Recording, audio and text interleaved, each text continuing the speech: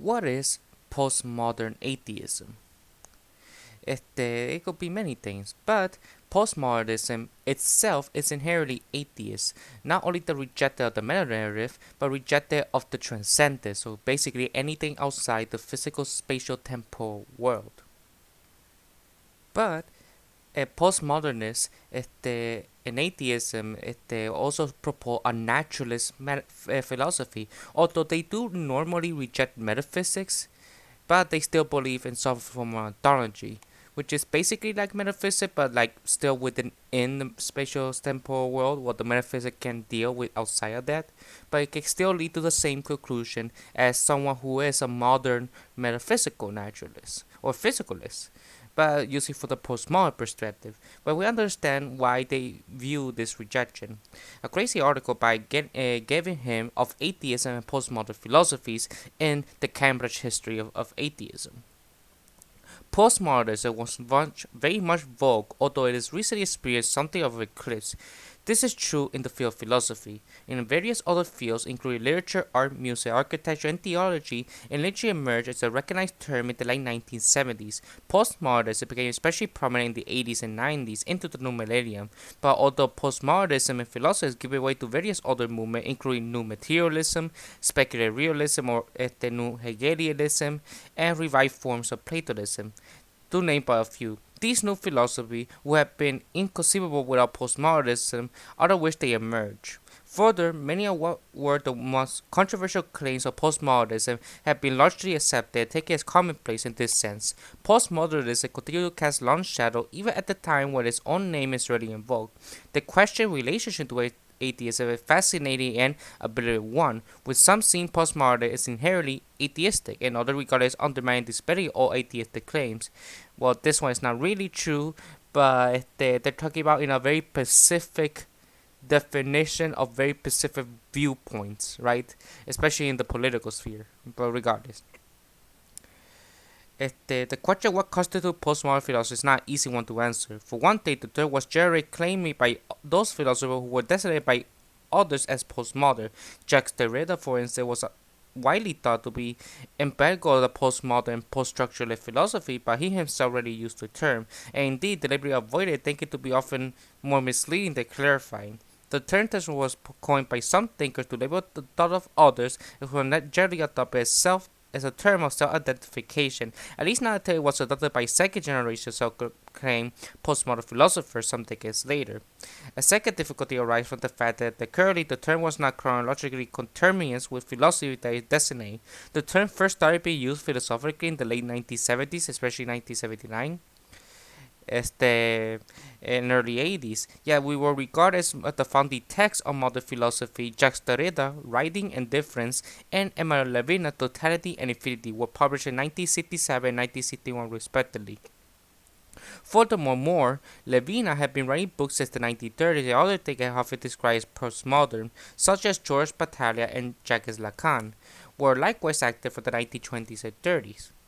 So what if anything was the term thought so designate? Given the diversity of philosophy and positions that have been embraced by the umbrella term of postmodernism, we should not realistically expect the term to demarcate anything more than fairly broad family resemblance. The term itself gives us some clue as to the most salient of these family resemblance. What the word suggests above all is a ambivalent relationship to the modern and modernism or modernity. On the one hand, the prefix post is suggestive of a radical break of rupture with modern. The word seems to designate something new, something that moves decisively beyond the modern. On the other hand, the same prefix post is simultaneously suggests a continuation indebtedness or the continuity with the modern. The very fact that postmodern is a term parasitic in relation to word modern seems to suggest that the form of thought being demarcated is likewise parasitic and some sense dependent on the modern.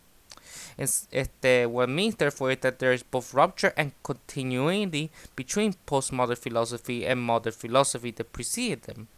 But in what precisely do this rupture and this constitute? The first systematic attempt to articulate the defining feature of postmodern philosophy and the relationship to modernity was undertaken by Jean-François Lyotard in his book The Postmodern Condition, A Report of Knowledge, first published in 1979. The work has been much sociological and phenomenological as it was philosophical, as it thought to make sense of this discern change in the structural condition and criteria of knowledge in the Western world that they had evolved in the late 20th century. In other words, Lyotard was concerned less with advancing in particular philosophical argument about the nature of knowledge that would describe the articulate philosophical changes that had occurred and were occurring in the understanding of knowledge and truth in Western society at large. Lyotard employed the term modern and postmodern in order more clearly to articulate the nature of this shift, contrary to understanding of the modern as that which is contemporary, present, and up to date. Lyotard understood the modern as a particular tradition or mode of thought. Modernity is not an era of thought, but rather a mode, a thought of utterance and sensibility. This sensibility, a way of thinking, has its own distinctive features and criteria for truth and knowledge. It held sway in Europe and Western world around the 16th century to the middle and the 20th century.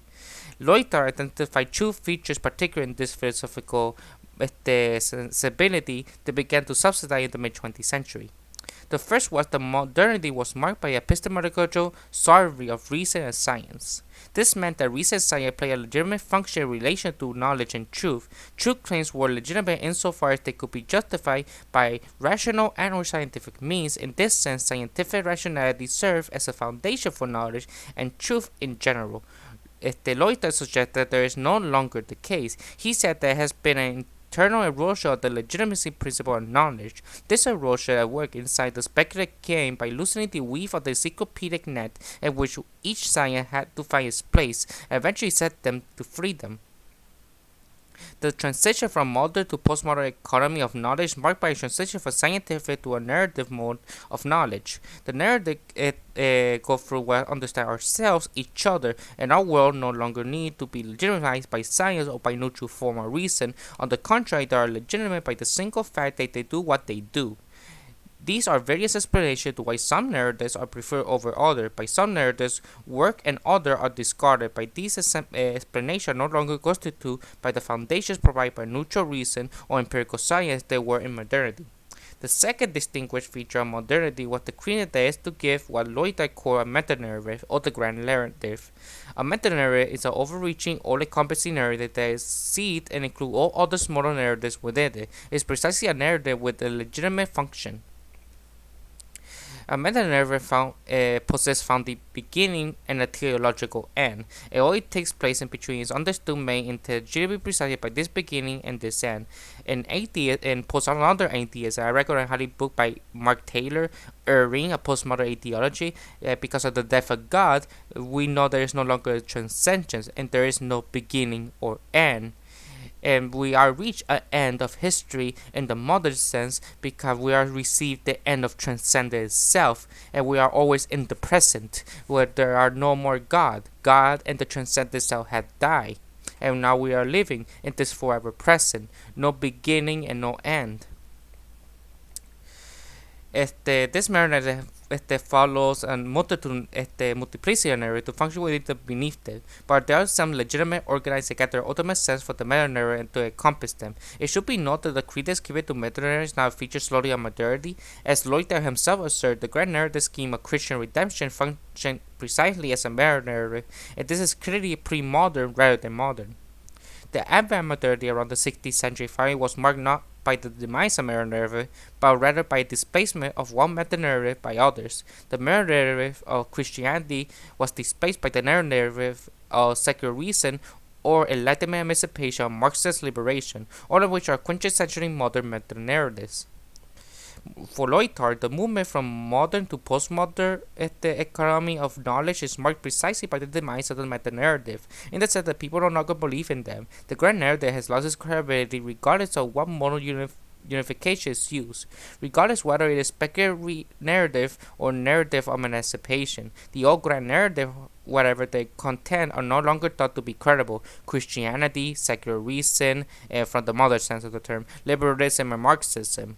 And that's why many postmodern post-structural philosophers, especially in the later half of their lives, have reached to anarchist conclusions. I highly recommend the book The Political Philosophy of Post-Structuralist Anarchism and Postmodern Anarchism, which shows you philosophers like Foucault, Baudrillard, and Derrida and during the later years of their life, reached the same anarchist conclusions of against power itself and hierarchy and centralized authority. They can make overarching claims about where we have come from and where we are going to aspire to a God's eye view that people no longer believe to be credible. Lyotard said there are people now happy to live without absolute beginning and end, without overreaching explanation, to live instead within the here and now, to make do the formal knowledge that are constituted by petit recit or little narratives. The little narrative remained the quintessential form of imaginary invention, more particularly in science. While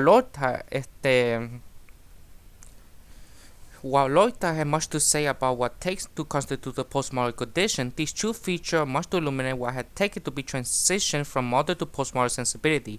Likewise, while by no means coming close to capturing the formidable complexity and heterology stance of philosophers such as Derrida, Manuel Levinas, Lyotard, or Michel Foucault, these two features might be seen as constitute the family resemblance that are common to their work. What these and other thinkers share in common is a skepticism toward or rejection of scientific and rational foundationalism, not science as a whole.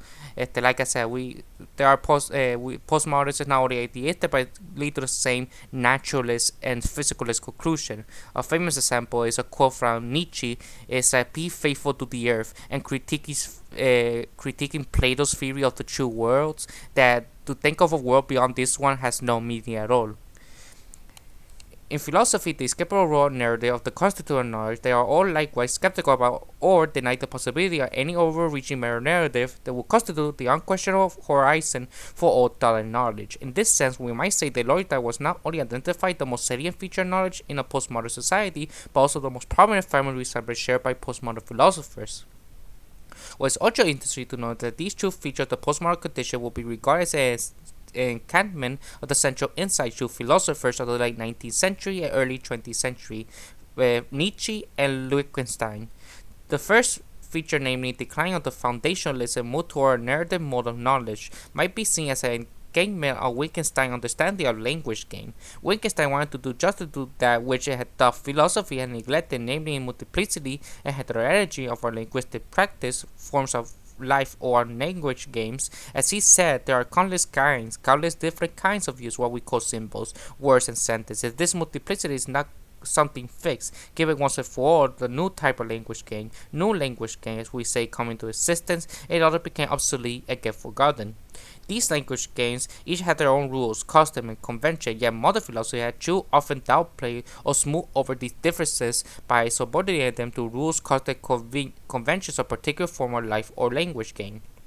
In modernity, this privileged language game was that of secular reason, empirical science, or a blend of the two. This then served as a privileged foundation criteria for meaning and truth, of which all other language games had to be subordinate in relation to which they had to justify themselves. For Wittgenstein, this is not only philosophical arbitrary, but also distorting, as these language games then had to render themselves throughout categories and criteria of meaning that were alien to them. The result could only be confusing and distortion, and Wittgenstein saw the task of philosophy as being to rescue us from such distortion. The task of philosophy therefore became that of the conceptual clarification, that is to say, one of the passive description rather than one of the active intervention, as he put it.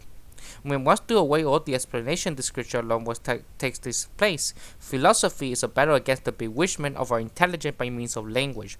Philosophy may in no way interfere with the actual use of language. It can, in end, only describe it, for it cannot give any foundation either. It leaves everything as it is. This basic Wittgensteinian insight is one that is broadly shared by those considered to be postmodern philosophers, and that has a good claim to be one of the family resemblance they share in common. Postmodern philosophers generally embrace the end of foundationalism and the end of epistemological sovereignty of scientific rationality and the primacy of the narrative mode. And remember, this is why science today is also postmodern, subscribing to the skepticism of prioriism, of fallibilism, which has been called back as the pragmatist. And even John Dewey, one of the leaders of the pragmatist philosophy, not only was he an early postmodernist philosopher, but he was one of the first postmodern and post-structuralist philosophers as well, understanding the fallibility of knowledge. The second feature, namely the end of the narrative, might be seen as a practical and can melt Nietzsche's understanding of the death of God. As well known, Nietzsche proclamation death of God through the persona of the madman in the Gay Science in 1882 was not simply a confession of disbelief in God, but more significantly, Nietzsche was concerned to show how modern society had killed God and had not yet realized and comprehended the significance of what he had done. As a madman said, this tremendous event still on its way, still wandering, has not yet reached the ears of man. This deed is still more distant from them than the most distant star, and yet they had done it themselves. Nietzsche was primarily concerned with the ramification of the death of God. It is clear that he considered this ramification to be revolutionary. In the words of the madman, all of us are God's murderers. We had done this. Are we able to drink up the sea? Who gave us the sponge to wipe away the entire horizon? What did we do when we unchained this earth from its sun? Shall return to consider specific character of these ramifications, about the death of God, but I will put link in the description of the literature to understand, to more deeper understanding. Until we become reflective, aware of this ramification, we continue to live under Nietzsche called the shadow of the death of God, or the dead God, sorry. It might be argued that the European transition from metanoia of Christianity to secularism already persuade the death of God. The eclipse of the metanoia of Christianity might be seen already. Yet the God has slow to die. Insofar as the God was dead, he continued to cast his shadow. Not only did he believe in God remain persistent, but confident in meta-narratives, whether the secularism, enlightenment, emancipation, or Marxist liberation, survived for another 100 years, give or take. But the persistence of the non-Christian meta-narrative might itself be seen as a ghostly shadow of the dead God, precisely because they were meta-narratives. In other words, a meta-narrative as such might be regarded as a profoundly theological notion. A meta-narrative with its absolute beginning is the theological end, with comprehension, totality, perspective, is only really possible the supposition of a God who will be able to embody, guarantee, and reveal such a perspective. Without a God, one might say there can be no God's eye view. Yet confident in the meta-narrative continued to form sometime after God began to die at the hand of his murderers. Like Slavoj Zizek was fond of invoking the image of the cartoon character Felix the cat who runs off the edge of the cliff but continued running in a straight line even after the ground had disappeared beneath him. He continued running unsupported for some time until he finally realized he is literally walking on air, and it is only then with the realization that finally plunged into the abyss. This is a metaphor for the persistent narrative without the God that will serve as their support. In effect, Nietzsche pointed out to humanity that he was walking on air. It was only then that with the realization that the narrative finally came crashing down. Lyotard was the philosopher who perceived and proclaimed that this has finally happened. Postmodern philosophers work and write in the wake of the death of God, and they stood consciously aware that this means the end of the meta-narratives. They were perhaps the first philosophers to work in a generally and self-conscious post-Nietzsche space. It took some time for Nietzsche to be taken seriously as a philosopher by philosophers. His works ignored, and Martin Heidegger was one of the first to take it seriously, publishing multiple literatures and lectures in the 30s and 40s despite being a fucking fascist. But the serious thought he felt they interpret that is a combination of modern metaphysics while simultaneously pointing out forward that might come after it. Postmodern philosophers like Derrida, Sarah Kaufman, and Gianni Vattimo rejected the interpretation, instead saw Nietzsche as the first genuine post-metaphysical thinker, understanding themselves to be working out and carried toward the implication of his work. And like I said, so much is one discussed Derrida's distinct philosophical method and practice of deconstruction. The American philosopher Mark C. Taylor said deconstruction is the humanity of the death of God. In other words, it was the interpreter putting into practice the implication of the death of God. So yeah, the British led to question the relationship between postmodern and atheism is one and the same. They take Nietzsche's idea of the death of God as assumed backdrop of their own philosophical background. In many ways, capsulated when Derrida, when he said, "I quite rightfully passed for an atheist." What about the physicalists? For postmodern physicalism, they can accumulate experience. While most previous physicalists' approach to the problem of experience run afoul of Chalmers' logical Sorvinian argument, there is no a priori reason, as Stocha has shown, for all various varieties of physicalism to be ruled out to court. However, since the bar has been raised rather high, any new physicalism must show why it is accompanied by experience. Otherwise, the explanation can remain. We address this problem using two moves. Drawing upon recently work in quantum gravity, we begin with the notion of the physical world as a quantum computer, or more simply as a multiverse. We point out that the quantum computer conception of the multiverse is incomplete, saying merely specify a measured set of possibilities or possible worlds with no actual events. In our second move, we note that the postmodern critique of experience fault phenomenology for not seeing the importance of perspective. The postmodernists argue the raw experience are never to be found. Instead, experience is always situated within the particular perspective. Based on this, we allow a set of physical perspective to operate on the multiverse, thereby generating, among other events, experience or new physicalism comprise a set of perspective and the multiverse, with both being entirely physical. While physical perspective may be counterintuitive at first, we argue as a postmodern physicalist, they are a natural candidate to complete the physical picture and simultaneously accumulate experience. An obvious question to ask this junction is, why should physical perspective and their interaction with the multiverse generate experience? First, we can and will argue the definition of physical perspective include the generation of experience, and experience occurs when a perspective interacts with the multiverse. Next, the incompleteness of the multiverse allows us to specify a new entity, perspectives, to complete the physicalist picture. To see why physicalism can accumulate perspective, it is important to realize that the multiverse merely specify a measure of possibilities. Actual events occur only when perspectives in their interaction with the multiverse convert possibilities into actualities. In this way, perspectives and possibility form an interactive base that is necessary for an actual event. Furthermore, we can expect a perspective to divide the multiverse into inferior and exterior experience that is interior, even which is accessible only from a particular perspective, and exterior events are those which are accessible from different perspectives. Okay? Plays an important role in our scheme. However, this is entirely to be expected given the asymmetry of experience. The crucial difference is that rather than perceive a self or the first person point of view to explain the epistemic asymmetry, we instead offer perspective and accessibility. This result is experience. This is a postmodern physicalism, with experience and process being subordinate of the perspective and the multiverse. Understand that this is why we know that nothing exists outside the physical spatial temporal world.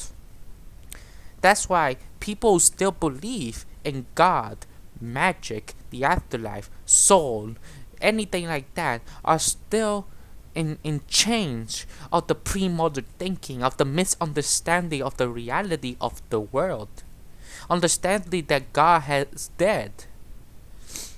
There is no transcendence by any means. It doesn't matter if you believe in primitive animism from the oldest African tribes like the San people or the Sandawe people, whatever, or you're a postmodern theologian who still believe in some transcendence in a very vague sense of God without being.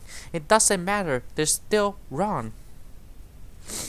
This is why our ethics is based on consequences, because they have to understand the consequence and this understanding of the world. Chester Mailer did a great example of what is a postmodern naturalism. He defined a world described by science-based inquiry retained through consecutive iterations as self-accessible reality. Knowledge is progressive and open-ended, never complete or final. There are two different planes of possible experience, the natural and the supernatural. Each accessible by two constrained kind of knowing, where one uses problem-solving, intuitive, and observation, while the other arises from revelation and faith, and even ignorance. What distinguishes biological systems is their complexity and nothing more. The cosmos is a continuum from micro to macro, from simplicity to complexity. The values of this postmodernity of our understanding of the world, scientific understanding, is committed to an open and exclusive society where freedom of expression and freedom of information is taught, but sadly in a capitalist society they discourage this. And committed to science, reason, and creativity, of the creativity and the irony of our lack of understanding of our fallibility, and a consequentialist ethical point of view. Cho made a good essay that I'm going to read about naturalism appeal as a postmodern worldview. Central to a person's worldview is how they conceive our species' place in the cosmos. What is the nature of humankind? Are we cognitively advanced animals or continuing with other species, or something categorically different? Whether or not humans in all aspects are placed on a biological continuum becomes a decisive conjecture.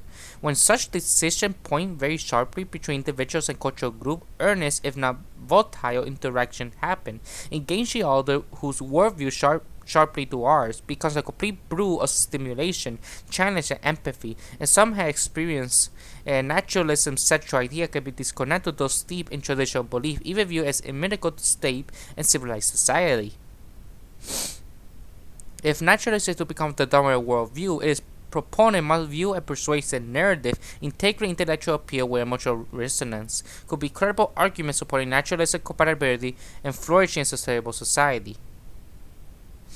Naturalism will be described as a broad way sidestepping its main physical point of divergence, although at risk of postponing interesting issues. Naturalism's overall relationship to competing worldview will become particularly clear. The naturalist's central thesis, the natural world, the world understood through science-based inquiry, is thus accessible reality. There is one world, the natural world. There is no separate supernatural, spiritual, or divine realm. There are not two different planes of possible experience, the natural and the supernatural, each accessible by two different kinds of knowing, which one use problem-solving, the intuitive, and the other use basically ignorance. Life in general, as well as human conscience, arises from matter and energy, while a distinguished biological system is their remarkable complexity and nothing else. The natural world is a continuum from micro to macro, from simplistic to complex. If the aphoristic style of the thesis appear overreaching or simply false to some, the following narrative concludes subtleties and clarification that may be valued to skeptics of naturalism. Humans describe themselves using action-laying language. We are thinking, caring, and carry-adapting decision-making and goal-seeking entities. We are alive and dynamic. Humans do things. We perform action. We share capacity of moral sensibility. And all the description language just used remains meaningful and useful with their naturalist thesis. Contemporary naturalists do not reject the ordinary language employed in talking about ourselves and others, but for this conclusion, we make sense require fully embracing an evolutionary point of view. Neo-Darwinism, or the modern synthesis, or the modern standard synthesis in biology, describe how complex biological systems evolved from such simple predecessors. Although presently not comprehensive, consensus-supported theory describe how primitive life forms developed from their constituent chemicals, the emergence of what we call life. There are no reasons to conclude this could not be accomplished over the next few decades. The quest for knowledge is a powerful human trait, and ever since the scientific revolution, our understanding of the world, including the nature of our own species, has been strongly progressive. Earlier explanation theory have been superseded by more comprehensive one, and consecutive interpretation more closely approximate characters of the world around us. Prominent creative inquiry continues as long as intelligent beings exist, whether humans or otherwise. Given the historical record of science-based inquiry and the postmodern global development, there is a greater confidence in the continuous success than any serious retrenchment. This degree of confidence makes it reasonable to assume the biological discipline will develop a comprehensive description of living systems from the most primitive and fundamental to the most complex animals, including humans, and evolutionary continuum from simple to the complex. Life's origin will be understood. Throughout the history of both philosophy and science, the phenomenon of human consciousness has appeared particularly enigmatic. We intuitively grasp the reality of our consciousness, but success in accounting for consciousness or subjective experience has been considered elusive. Like David Charles describes the hard problem. Despite, like I said, they just to assume something beyond the physical temporal world, and like I said about the physicalist thesis, everything is like a computer, because now, thanks to cognitive science, the computationalist and functionalist theory of the mind is correct, because that's how AI is created.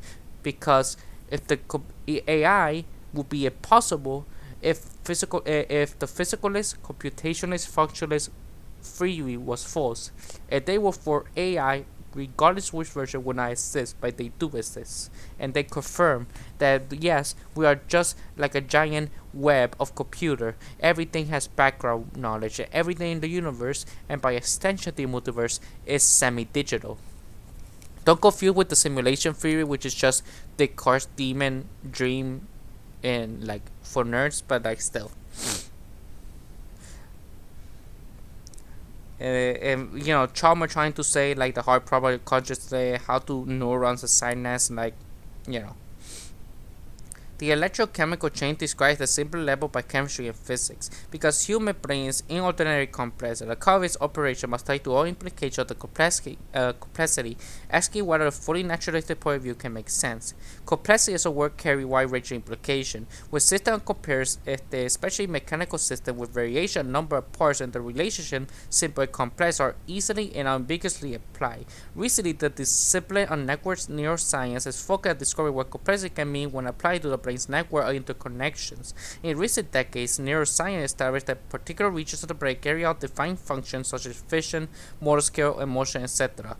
Network neuroscience now learning how each region of the brain is embedded in a unified network massive complexity, enabling humans to carry out their normal cognitive function, decision making, problem solving, remembering, including general consciousness. In this case, complexity labeled as physical structure is similar in character that we ordinarily assume, and the precise character of this neural structure, with slight variation specific to each human being, make each of us fully human. Network neuroscience conceptual complexity has different implications or meaning from our ordinary use of the word.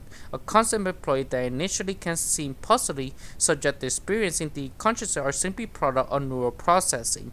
Such massive complexity can be envisioned, analogical and biological correlate to phase change seen in chemistry and physics. Different degrees of neural complexity will lead to strikingly varied levels of cognitive awareness. More simple organisms to highly complex humans, with the extreme alone and even continuum, share some traits but not all. From this perspective, consciousness is an evolved aspect of human species. This evolutionary point of view is consistent with other animals having a degree of self-awareness, while not identical to ours. No one should be surprised if future research confirms that a current leading theory of consciousness, the integrated information theory, measure the degree which information in a neural system both differentiate into regions and unify as a whole. A promising perspective describes the uniqueness and neural complexity. The IT also suggests other special with suitable organized neural system will search aspects of consciousness.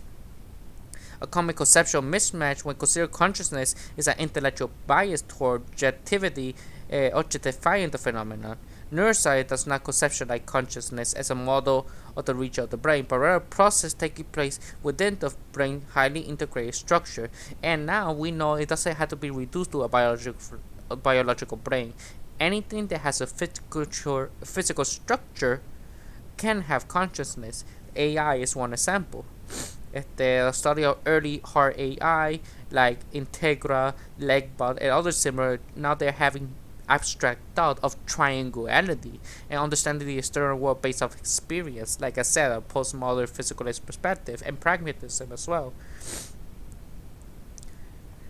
And a brain's operation result integrated structure creates subjective experience. A self-awareness occurs because of the integration of complex electrochemical interaction. Just how neural processing can create the vibrancy of our subjective experience may not be such a question enabled to entirely satisfying answer. We may never possess clear intuitive grasp of how the feelings of vibrancy and immediacy can take place.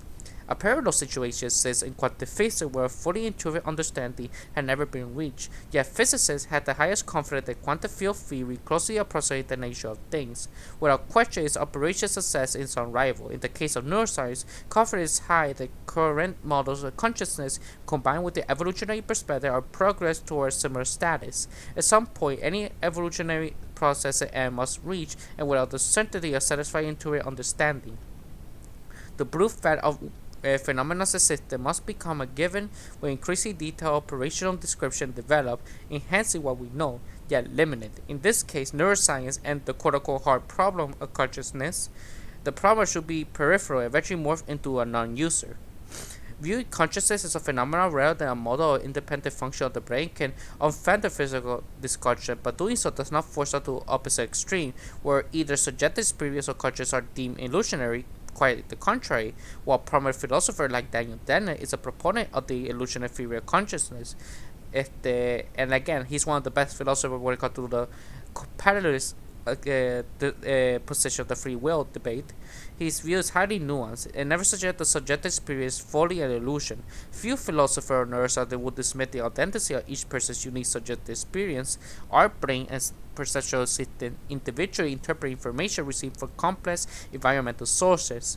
Although those perceptual interpretations of the world must not be considered a mirror of reality. All we can experience are finite, incomplete perspectives. In Dennis Fuller writing about consciousness, what is simplistic view are labeled as illusions, primarily Cartesian-like models picturing the self or consciousness as an independent model residing within the brain, perceiving and controlling one's ongoing actions. He has largely justifiable use of illusion, in this case, has at times been misconstrued, led to misunderstanding his overall themes.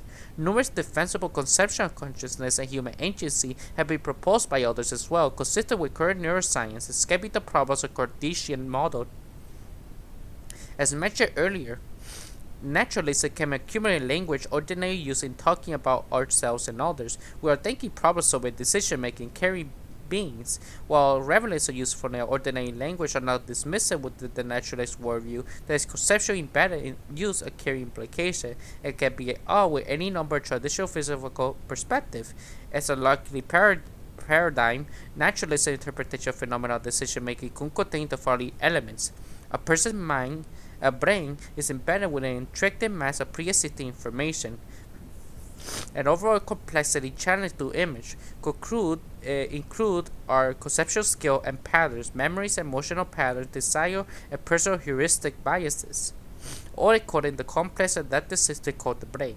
As a self-contained organism, we constantly receive environmental stimuli with always variability and nuance. At the moment a person consciously recognizes when a decision is needed, the brain has been receiving stimuli from steadily concurrently processing its information base. We use the word thinking and desire to describe the total neural activity taking place, and importantly, each of us are aware only of what takes place in the process of decision making, but the totality of that neural process is that we are as you and I, and define each of us as unique individual. A person's individuality emerges from the complex background of their genetic and accumulated neural information that later form over a lifetime. One's self-awareness and consciousness are but one aspect of the whole. Accepting this view does not imply humans are merely automatons, but it does offer a concept of human as fully integrated complex animal that should be understood as such. As complex animals, one's consciousness and self-aware do not arise from an autonomous entity found inside a physical body, but as a phenomenon created by integrated, adapted biological system. A person is a holistic sense composed of atoms, molecules, and electrochemical processes. Given this naturalistic assumption, one makes it plausible to deny humans are simply automatons. The absence of specific, rigid programming in our species offers insight, the plasticity and adaptability of the human brain, and gives us the power of creativity, innovation, and degrees of unpredictability. The species will soon learn how much of this ability might be realized in enhanced digital systems using self-learning programs, but regardless, the outcome would not change the reality of human adaptability and creativity, although it could tell us intelligence can have a silicon as well as biological basis. How do ethics and morality fit in this postmodern naturalist perspective? Is to assume a human contingency is finitude. Our nature is individual biological system. Each person's life is brief, although unique, but our vital scenarios are identical. When we die, our vital systems are shut down. Our hearts no longer beat. Breathing has ceased and electrical impulse in our brain has stopped. Our unique and precious memory have vanished. Unless the holographic theory of the universe, it's possible there are information that contain our mark within the universe, and in theory can be recovered and bring us back from the dead. But the species continues, entities share nature. In this step toward valuing the species' flourishing, enhancement, and sustainability as a paramount human ethic, as our shared humanity is fully embraced, our essential commonality, compassion to others, merely a free given, because we are anarchists by nature based on mutual aid and cooperation of horizontal decentralized structures. Because compassion is not being justified by the authority of sacred documents, but from understanding of our place in the natural world, human empathy carry our authentic. Support and ethic where unavoidable tension between individual desires and the requirement of open, viable society can each a suitable balance, while individuals contribute uniquely through a creative thought action, social parameters, social normal forms, and equally necessary for society to flourish, including their own environment and economic sustainability. When I mean economy, I talk about from an anarchist, communist, moneyless gift economy. Authentic compassion implies value the long-term viability of the species, the viability of human society. It's a greater need than any one individual desire. Most immediately, whatever someone desire had a rugged consequence of others, for stance rationalize moral norms and legal restriction on behavior. Further reinforce an ethics of collaboration and shared action. Unlike ethical perspective, where theism is used to support the pre-assumed truth and objectivity of morality, naturalism views normal norms as practical based human enterprise, essential for functioning society to a significant degree, reflecting neural patterns in the brain. Powerful feelings and empathy care a genuine aspect of evolved biology. Traits are also found in other animals. In naturalist ethical stand, in nature appears to lack an emotional force of traditional theism, especially claimed by material certainty of afterlife grace or persuasive counterpoint exists. Although you can make a case for a physicalist afterlife that because because either afterlife supernatural, no supernatural, no afterlife. No, there is a you can it can be a naturalistic afterlife, but you have to make a very good case that is compatible with our current understanding. Naturally, it's benefited from the considered contemporary science-based inquiry, neuroscience, cognitive psychology, biology, the humanistic social sciences, chemistry, physics, and overall philosophy. The convergence of so many disciplines given naturalism a high likelihood that its principal assumption present good approximation to the character of the world. Not complete, not absolutely certain, but a worldview can we establish reasonable and persuasive.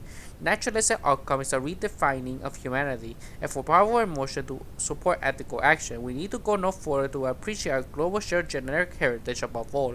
Our participation in the thousands of years of human culture reflecting on the most positive aspect of human action, whether the most common ethical interaction or unique creative acts, reinforce a feeling of confidence that human cultural enterprise carries the potential for excellence, knowing we are participating in a complexity of phenomena so much greater than ourselves.